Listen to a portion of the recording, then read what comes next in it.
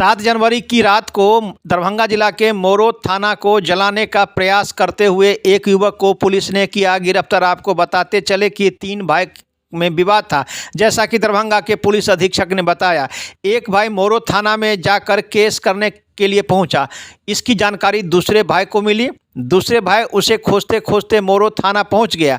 इसी क्रम में उसने मोरो थाना में रखे डीजल से उस थाना को जलाने का प्रयास किया। उससे आंशिक रूप से थाना क्षतिग्रस्त हुआ और आग लगा। इसी क्रम में पुलिस को मिली जानकारी, इलाके में मचा हड़कंप। कई थानों की पुलिस स्वयं एसएसपी पहुंचकर मामले की जांच। इस क्रम में सीसीटीवी फुटेज के आधार पर धर्मेंद्र ठाकुर नाम के व्यक्ति, जो खपरपुरा का रहने वाला है, पुलिस ने उसे किया गिरफ्तार। आगे की कार्रवाई की जा रही। इस संबंध में पुलिस अधीक्षक ने विस्तृत जानकारी दी। पूरी घटना के संबंध में उन्होंने मीडिया को बताया। देखिए एक रिपोर्ट दरभंगा दर्शन न्यूज से मनोज झा।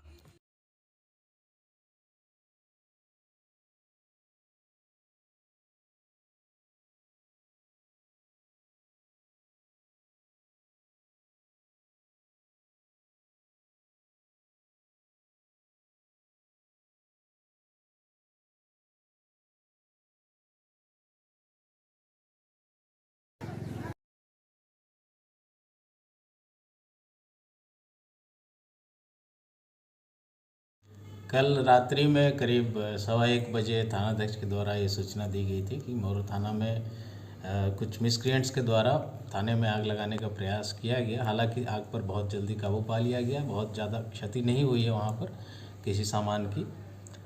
तत्काल सूचना पाकर सभी पदाधिकारी, हम भी गए थे वहाँ पे, सिटी एसपी, सर्कल इंस्पेक्टर, जो प्रभारी एसडीपीओ हैं, सभी लोग वहाँ पर पहुँचे। सभी से पूछताछ की गई। वहाँ पे जो भी पदाधिकारी और बल उपलब्ध थे, सीसीटीवी फुटेज को खंगाला गया। उसके बाद एक एफआईआर दर्ज की गई है थाने पर और फुटेज के खंगालने के उपरांत एक व्यक्ति जिसकी पहचान हुई, उसकी गिरफ्तारी भी की गई है।